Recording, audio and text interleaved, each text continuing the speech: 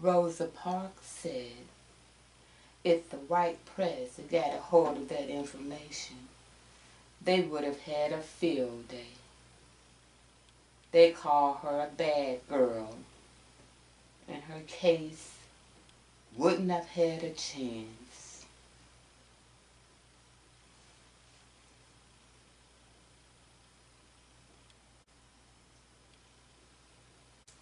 My name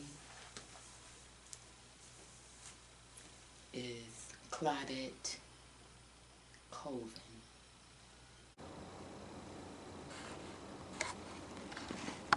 Claudette Colvin was born September 5th, 1939. She just recently passed away January 13th, 2026. Claudette was an American pioneer of the 1950s civil rights movement, and she was also a nurse aide. On March 2nd, 1955, she was arrested at the age of 15 in Montgomery, Alabama, for refusing to give up her seat to a white woman on a crowded, segregated bus.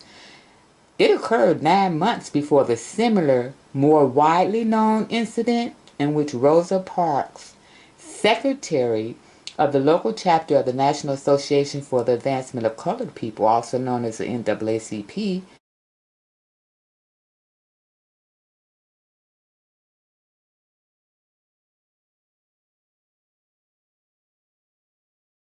helped spark the 1955 Montgomery bus boycott.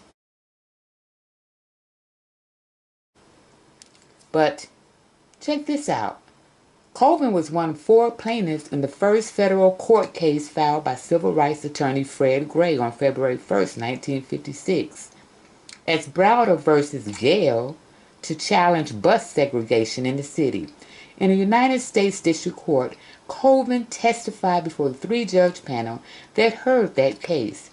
On June 13th, 1956, the judges determined that the state and local laws requiring bus segregation in Alabama were unconstitutional. The case went on to the United States Supreme Court on appeal by the state, which upheld the district court's ruling on November 13th, 1956.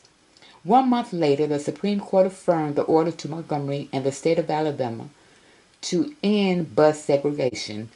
The Montgomery bus boycott was then called off after a few months. The court subsequently declared all segregation on public transportation unconstitutional.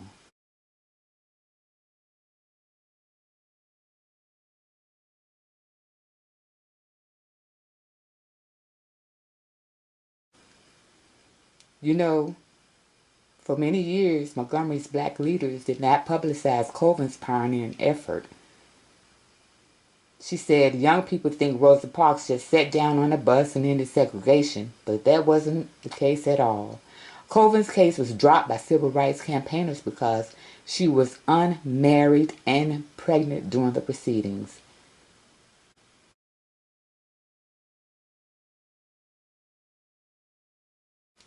It is now widely accepted that she was not accredited by civil rights campaigners due to her circumstances.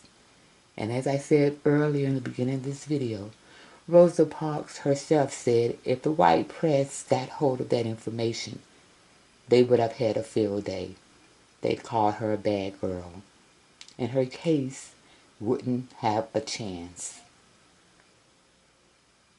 However, in 2021, the record of Colvin's arrest and adjudication of delinquency was expunged by the district court in the county where the charges against her had been brought more than 66 years earlier.